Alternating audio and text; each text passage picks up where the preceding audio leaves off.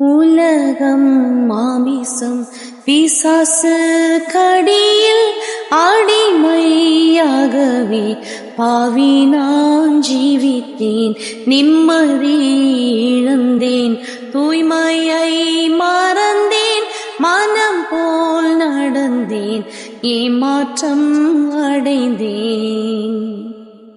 என்னையா தேடினீர் ஐயா இயேசுநாதா, உம்மை மறந்தவோ துரோகி நான். என்னையா தேடினீர் ஐயா இயேசுநாதா, அடிமை உமக்கே நான். உம்மை